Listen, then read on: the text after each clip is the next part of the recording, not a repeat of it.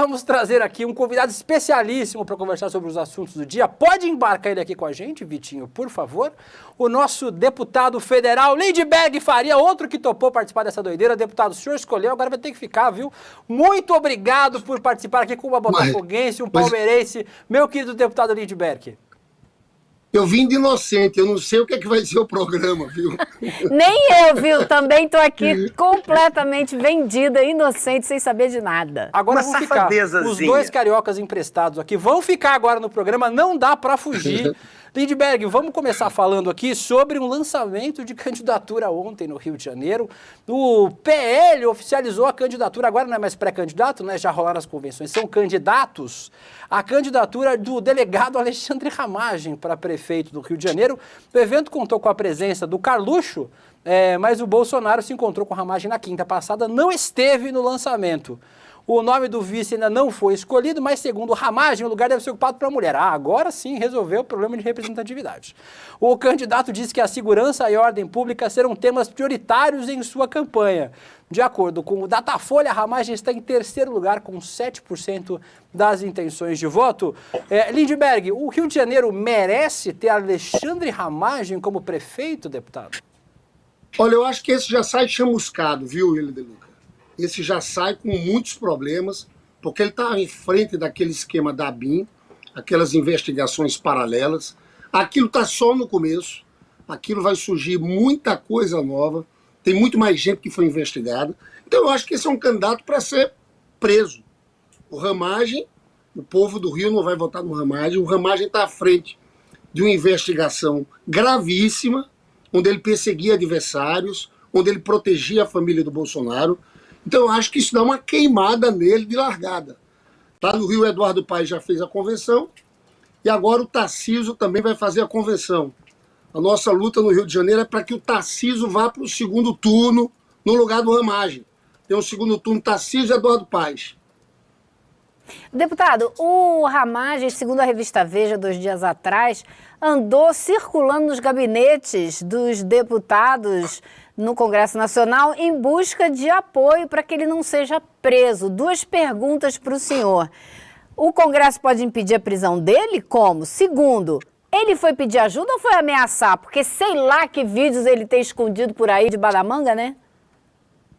Olha, eu acho o seguinte, essa turma não escapa. Você veja, eu tenho uma tese, viu, Heloísa, que de 10 dias para cá as coisas melhoraram para a gente. Primeiro, a melhora do Lula nas pesquisas. Cresceu especialmente entre os mais pobres, porque está havendo um aumento de renda dos trabalhadores. O crescimento da renda esse ano está sendo algo de 11%. Para os 5% mais pobres, chegou a 38%. Então, a primeira boa notícia, a melhora do Lula nas pesquisas. E o que aconteceu com o Bolsonaro é muito grave. Primeiro foi o caso das joias, né? Depois o caso da ABIN, e está para sair o terceiro inquérito no caso do golpe de Estado do dia 8 de janeiro. Então é uma atrás da outra. E aí, Heloísa, isso vai ter que ser julgado pelo plenário do Supremo Tribunal Federal. Eu acho que a situação do Ramagem é muito delicada. Ali é o uso da estrutura do Estado para proteger famílias. Mas eu quero dizer uma coisa para vocês. Tem muitos outros contatos que foram gravados ali que ainda não apareceram.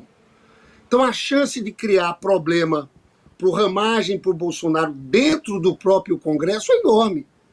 A gente sabe que eles monitoraram o Lira. Uhum. Lira é um desses, monitoraram o Rodrigo Maia. Então vem muita bomba por aí. Eu, sinceramente, eu acho que essa candidatura do Ramagem vai ser alvo o tempo todo dessa história, tá? Vai ser difícil ela nascer com tração. Ela já nasce chamuscada. Agora, ele ser deputado não impede ele de ser preso. Exatamente. Né? Assim, Claro. como que ele vai buscar no Congresso apoio para não ser preso? Eu não entendo essa manchete da Veja. Eles estão com essa maluquice de anistia, é o tempo todo. É o que o Lula falou. Eles, antes de ser julgados e condenados, eles já querem anistia. Eles sabem que eles são culpados, né? Mas eu acho isso difícil de passar no Congresso. Sinceramente, eu acho muito difícil passar no Congresso. Acho que esse caso das joias, se me permite, acho que a gente não é para dar só no dia que tem o fato. esse é um assunto que a gente tem que voltar cotidianamente e falar o tempo inteiro, porque é desmoralizante. São provas e mais provas. Aquele advogado trambiqueiro, aquele Wassef, gente, chega a ser engraçado, cômico, você lê o inquérito da Polícia Federal, entendeu? O inquérito da Polícia Federal, eu lembro, no dia 3 de março, saiu uma matéria do Estado de São Paulo, falando que tinha mais um pacote de joias. Aí, dia 5, tem uma decisão do Ministério Público do TCU pedindo a devolução de joias. Aí o próprio Bolsonaro, William De Luca, envia essa matéria para o Wassef. Aí o Wassef viaja para os Estados Unidos para recomprar o Rolex, liga de lá para o Bolsonaro. É uma história, assim, inacreditável. Não, o Wassef se esconde atrás do poste porque não queria ser visto. Pois é, essa história quando via público, porque veja bem, vai ter o julgamento dessa turma no Supremo. Aí é aquela hora que todo mundo pega a pipoca para assistir.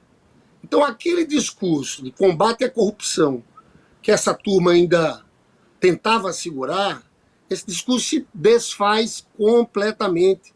É a desmoralização de toda aquela narrativa deles, entende? Então, eu acho que esse vai ser um momento da história do Brasil muito importante. O julgamento, eu acho que esses são os dois casos mais graves. O das joias, que isso mostra a corrupção do Bolsonaro, e o golpe de 8 de janeiro. Eu acho que esses dois momentos vão parar a atenção dos brasileiros nesses temas. Agora, deputado, a gente está numa quadra desgraçada da história, né? Porque a gente está vendo esse sujeito que cometeu toda a sorte de crimes, ele e a família, né? Aparentemente o Bolsonaro quer zerar o Código Penal, né? Tá? De importunação à baleia, a roubo de joia, de golpe de Estado, a falsificação de documento público. Duas coisas que eu quero perguntar de uma vez para o senhor. O primeiro é, como é que a gente vai desnazificar a cabeça de algumas pessoas? Eu tenho usado esse termo porque é mais ou menos o que aconteceu na época do nazismo na Alemanha, né? Tem algumas pessoas que estão fanatizadas a ponto de se ver o Bolsonaro jogando um monte de filhote de gato num saco, jogando no rio, vai falar, não, mas tem que ver o que os gatos fizeram, né? Talvez eles tenham cometido algum crime. E outro é, como é que a gente quase tomou golpe dessa quadrilha mambembe, né, deputado? São perigosos? São perigosos. Mas a gente quase perdeu a eleição dessa gente aí que se escondia atrás do poste. Duas coisas. Como é que a gente vai mudar a cabeça de algumas pessoas que estão compradas com essa seita? E outra, como é que a gente vai combater essa quadrilha? Que a gente vai ver as pesquisas de intenção de voto. O Bolsonaro está ainda elegível, mas ainda assim mantém números impressionantes para quem matou milhares de pessoas na pandemia, né, deputado? Olha, William De Luca, deixa eu falar uma coisa para vocês. Eu estou convencido que essa extrema-direita do Brasil, ela vem lá de trás. Você sabe que quando foi começar a ver o processo de abertura democrática no Brasil, tinha um general linha dura, que era o general Silvio Frota. O general Heleno trabalhava com ele, era o carregador de mala dele. A gente não pode esquecer que essa ditadura militar brasileira foi violenta. Eu lembro, em 81, o atentado à bomba no Rio Centro, que quase matou 20 mil pessoas. Depois, eles tiveram mais de 40 atentados à bomba ali na década de 80. É uma turma se opondo à abertura. Era general Heleno, Bolsonaro é cria dessa turma. O que eles tentaram fazer aqui no Brasil foi algo muito grave. A gente não pode esquecer que eles foram com a bomba para o aeroporto de Brasília na véspera do Natal. Por sorte, ali não aconteceu uma tragédia. Eles tentaram o tempo todo criar um clima. Eu tive a oportunidade de ler todo o inquérito do ministro Alexandre de Moraes sobre a tentativa de golpe. Você sabe que eles tinham planejado prender Alexandre de Moraes, tinham até a data. Não sei se você sabe disso, Luísa. A data era 18 de dezembro. 18 de dezembro. Tinha um general. Eles estavam monitorando o Alexandre de Moraes. Eles queriam fazer aquilo antes da posse do Lula. Eu não sei porquê, não sei se por ter informação, o ministro Alexandre de Moraes antecipa a data da diplomação do Lula para o dia 12 de dezembro. É quando eles fazem aquele quebra-quebra, invadem inclusive a sede da Polícia Federal, né? Então eles estavam com aquele roteiro ali. Aquele roteiro, de alguma forma, as datas, tudo falhou, não aconteceu. Bolsonaro fugiu. Eu acho que ele foi covarde até nisso. Até na hora de dar o golpe, ele, em algum momento, em vez de assinar a tal da minuta do golpe ordenando, ele preferiu sair e fazer com que os seus criassem aquele clima depois para tentar dar o golpe. Agora estava tudo escrito lá, na minuta do golpe, que os comandantes, o comandante do Exército e o comandante da Aeronáutica de Bolsonaro, isso é muito importante, prestaram depoimento à Polícia Federal confirmando tudo isso, falando da reunião do Bolsonaro, falando que o plano era anular as eleições e prender Alexandre de Moraes. Eles contam detalhes naquele depoimento à Polícia Federal. Então, eu acho que é um cenário explosivo. O que eu acho também, William, para desnazificar, sabe o que a gente tem que fazer, continuar fazendo? É o governo do Lula melhorando a vida do povo. Isso é muito importante também. A gente tem que... É fundamental a popularidade do Lula crescendo, com conquistas. Eu vi que o Lula cresceu entre evangélicos mais pobres. O que é isso? Eu acho que é o aumento da renda. Porque tem políticas como política de valorização do salário mínimo, Bolsa Família turbinada, desenrola, tem pé de meia. E a inflação que estava com 12% em abril de 2022 do governo Bolsonaro caiu. Hoje está em 3,96%. Então, o povo hoje, principalmente as pessoas mais pobres, estão tendo mais dinheiro no bolso. Eu acho que isso ajuda a esvaziar essa bolha bolsonarista. Mas deixa eu perguntar, deputado, o senhor não acha que tem uma parcela das pessoas que ainda assim, mesmo com a melhoria de qualidade de vida, vai pensar, não, isso aí não tem a ver com Lula, isso aí tem a ver com o cenário exterior, isso aí tem a ver com outra coisa, a herança do Bolsonaro. Tem uma galera que a realidade não importa mais, né, também. Essa é a pergunta, né? Até quando essas pessoas vão conseguir não conectar a realidade com o que elas estão vivendo, né? Porque para algumas pessoas é isso, não, a gente está vivendo a Venezuela, vamos comer cachorro, Lula vai fechar as igrejas. E pouco importa que o Lula não fez nada disso, mas para essas pessoas a realidade importa pouco, né? Como é que a gente volta a falar com pessoas que não têm mais conexão com a realidade?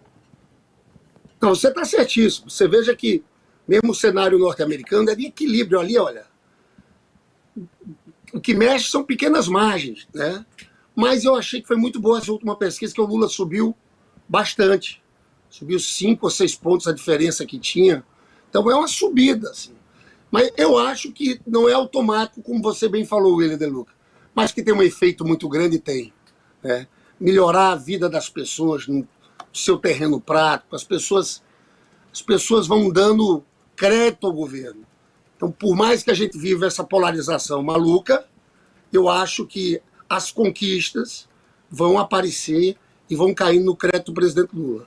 Você não acha que também tem aí um trabalho do governo de aproximação com certos setores? Por exemplo, se não é só a realidade concreta, eu acho que o número 1 tem que ser a realidade concreta, mas, por exemplo, se você entrar no site da Rede Record, o R7, nos últimos 6, 7 meses não tem uma crítica ao governo do presidente Lula. Houve ali uma costura, uma aproximação, tanto que ele concedeu uma entrevista, que foi aquele desastre, né? Porque a jornalista foi lá e vazou do mercado financeiro. A entrevista antes. Mas isso já foi o resultado também de uma costura política, de aproximação do governo com essa rede que fala para um determinado setor dos evangélicos. Não vou dizer que fala para todos os evangélicos, não. Fala para um determinado setor dos evangélicos. Então também não é um pouco dessa né, costura diplomática da política interna? Eu acho que isso é importante ser feito, até porque o governo patrocina essas TVs com muita força. Tem que minimamente ter uma relação. Eu acho que isso ajuda, viu? Você não ficar levando pancada todo dia, assim, 24 horas, eu acho que ajuda e sem sombra de dúvidas, é importante. E acho que teve uma mudança do Lula também, que começou a falar muito. E o mercado fica nervosinho, o pessoal do mercado fica nervosinho. Não, você veja o apoio às posições do Lula sobre juros, né?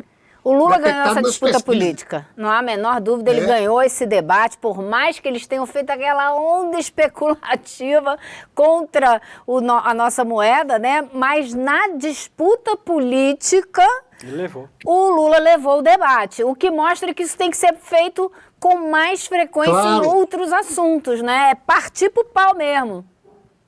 Ele tem que falar, ele é uma grande liderança popular. Você sabe que o López Obrador, que acabou no México agora, e ganhou a eleição com a Cláudia Sheinbaum, que foi eleita presidente, e ele saiu com uma grande aprovação popular, mas toda manhã ele fazia um café da manhã que ele falava abertamente para a imprensa. Toda manhã. Era um ritual. Eu estou achando que essa mudança na comunicação do governo, colocando o Lula como protagonista, foi um acerto muito grande. Deputado, a gente já partir para o encerramento, depois eu deixo o Lô fazer mais uma pergunta no final, mas eu queria perguntar sobre eleições municipais, né? A gente está vivendo aí as convenções, né, partidárias, por exemplo, fim de semana, domingo, teve a convenção do pessoal aí do PT aqui em São Paulo, com o Boulos e a Marta de vice, outros lugares do Brasil também fazendo suas convenções.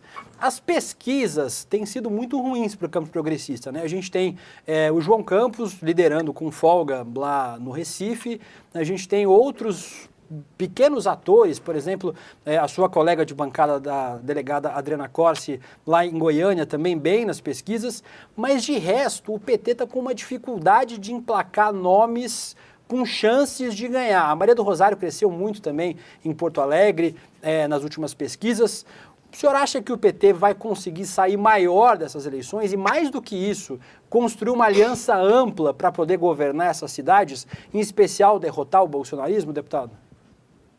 Olha, primeiro, eu acho que o bolsonarismo entrou nesses 15 dias numa situação de mais defensiva política. Por tudo que eu falei, pelas crises todas. O Bolsonaro fez uma caminhada aqui no Rio de Janeiro, semana passada, e foi um fracasso. Fracasso. Niterói Ele foi também. Para Duque de Caxias, 1.000 pessoas, Niterói um fracasso, Itaguaí um fracasso. Então não é aquele momento daquela ofensiva bolsonarista, não. A gente tem que entender bem. A situação melhorou para a gente. Eu estou num estado complicado, que é o estado do Rio de Janeiro, onde Bolsonaro ganhou com muita força. Mas não está ruim para a gente, não. Nós estamos andando. Então, veja, eleição municipal, você vai olhar da história, nunca foi, Heloísa, o forte do PT. O PT ganhou várias administrações, mas quando você olhava o Brasil inteiro, é diferente. Porque a gente sempre teve a figura do Lula, e desde 1989 não tem uma eleição no Brasil que o PT não esteja no segundo turno. É como se a nossa máquina eleitoral fosse girada sempre para a questão nacional. Agora, veja bem, não sei se a situação vai ser tão ruim. A eleição de São Paulo é decisiva. Se a gente ganha com Boulos, vamos lá. Na avaliação final das eleições é que vencemos o Brasil, tá? Você vê a importância da eleição Boulos e Marta, né? No Rio, Eduardo Paes é favorito, né? Lá em BH não tem favorito, estamos com a candidatura do Rogério Correia. Em Recife tem João Campos, que vai ganhar. Então, juntando PT, aliados, esse campo mais democrático aí, eu acho que pode sair um bom retrato. Eu não vejo o retrato também de avanço da extrema-direita bolsonarista, né? É um cenário em construção, volto a dizer, só que eu acho que São Paulo vai ter um peso especial na hora da avaliação política, de ver quem ganhou ou quem perdeu.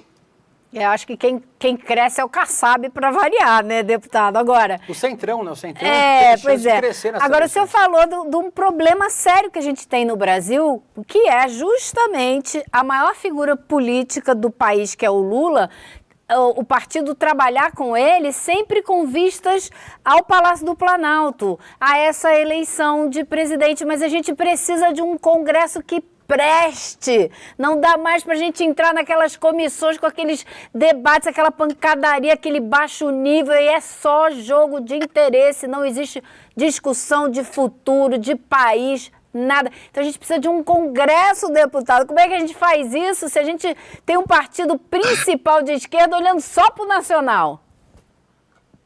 Cara, você sabe que esse hoje é um problema grave, porque houve uma mudança de regime político no Brasil sem consulta ao povo e sem PEC. Porque eu estou convencido que a gente está vivendo uma espécie de semipresidencialismo, parlamentarismo orçamentário. O Congresso está tirando atribuições do Poder Executivo. Sim. Está abocanhando uma parcela enorme do orçamento. Então você tem toda a razão, é fundamental a gente avançar nesse momento, preparar a eleição de deputado federal também nas próximas eleições, fortalecer. E tem uma coisa que o Bolsonaro faz do lado de lá, que eu acho que a gente tem que fazer do lado de cá também. Que a gente tem que ter uma aliança mais ampla para governar no Congresso Nacional. Mas acho que o Lula ali, nós, temos que botar na cabeça o seguinte, a gente tem que fortalecer a esquerda. A gente tem que fortalecer esses partidos aqui do campo de esquerda. Né? Porque o Bolsonaro faz isso do lado de lá. Você nota que ele está sempre do lado das figuras dessa extrema-direita, ele pega o Nicolas, pega um, pega outro. A gente sabe que eles só fazem coisas erradas, mas nesse aspecto eu acho que a gente tem que ter uma política também de fortalecimento da esquerda, do PT, dos partidos de esquerda aliados. Isso eu acho fundamental, para a gente não ser comido pelo Centrão.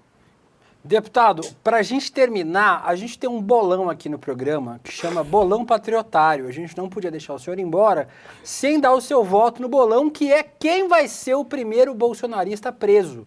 Então temos aí as opções: o Zé das Joias, o 00, o Flavinho Desmaio, 01, o Eduardo Cabeça Filtro de Barro, o 02, o Dudu Pendrive, o 03 e o 04, que é candidato a vereador lá em Balneário Camboriú. Sabe-se Deus que ele vai fazer Santa Catarina. Qual é a sua aposta para o primeiro que vai ver o sol nascer quadrado, deputado? Olha, deixa eu te contar. Primeiro, sobre o Carlos Bolsonaro, é importante dizer que quem tocava aquela ABIN não era o Ramagem, era diretamente ele, viu? Ele que fazia aqueles esquemas, eu tenho informações sobre isso. Agora, eu acho que o primeiro que vai ser preso vai ser Bolsonaro. Eu acho que o Supremo está querendo ser didático, não vai fazer prisão antes da hora, vai ter o julgamento, nós vamos assistir comendo pipoca, detalhes por detalhes daquela trama da venda de joias, o general Mauro Lorena Cid dizendo que deu dinheiro em mãos para o Bolsonaro. Tudo isso vai aparecer. E eu acho que o Supremo vai optar por fazer o processo todo e aí decretar a prisão. Eu acho que o primeiro a ser preso vai ser Jair Messias Bolsonaro. Aposta e é tanta prova que não tem como ter acordo. Não tem como ter acordo. Não tem jeito como fazer.